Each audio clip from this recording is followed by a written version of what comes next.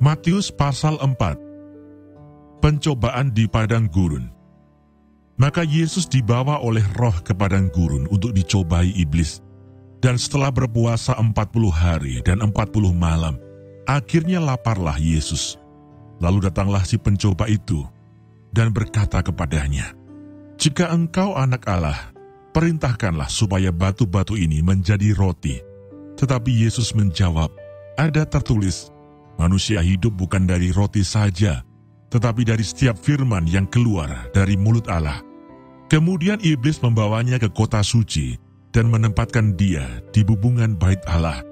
Lalu berkata kepadanya, "Jika engkau anak Allah, jatuhkanlah dirimu ke bawah, sebab ada tertulis, mengenai engkau, ia akan memerintahkan malaikat-malaikatnya, dan mereka akan menatang engkau di atas tangannya, supaya kakimu jangan terantuk kepada batu."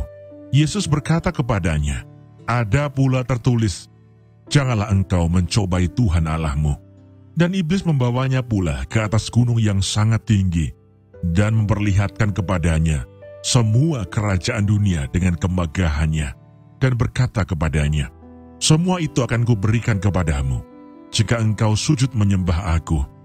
Maka berkatalah Yesus kepadanya, "Enyahlah iblis, sebab ada tertulis, engkau harus menyembah Tuhan Allahmu, dan hanya kepada Dia sajalah engkau berbakti." Lalu iblis meninggalkan dia, dan lihatlah, malaikat-malaikat datang melayani Yesus. Yesus tampil di Galilea. Tetapi waktu Yesus mendengar bahwa Yohanes telah ditangkap, menyingkirlah ia ke Galilea.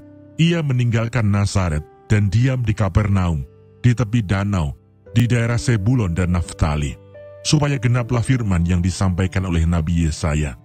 Tanah Sebulon dan tanah Naftali, jalan ke laut, daerah seberang sungai Yordan Galilea, wilayah bangsa-bangsa lain. Bangsa yang diam dalam kegelapan telah melihat terang yang besar, dan bagi mereka yang diam di negeri yang dinaungi maut telah terbit terang. Sejak waktu itulah Yesus memberitakan, "Bertobatlah, sebab kerajaan surga sudah dekat." Yesus memanggil murid-murid yang pertama. Dan ketika Yesus sedang berjalan menyusur danau Galilea, ia melihat dua orang bersaudara, yaitu Simon yang disebut Petrus dan Andreas saudaranya. Mereka sedang menebarkan jala di danau, sebab mereka penjala ikan. Yesus berkata kepada mereka, "Mari, ikutlah aku, dan kamu akan kujadikan penjala manusia." Lalu mereka pun segera meninggalkan jalannya dan mengikuti dia. Dan setelah Yesus pergi dari sana, dilihatnya pula dua orang bersaudara, yaitu Yakobus dan Zebedeus, dan Yohanes saudaranya, bersama ayah mereka Zebedeus, sedang membereskan jala di dalam perahu.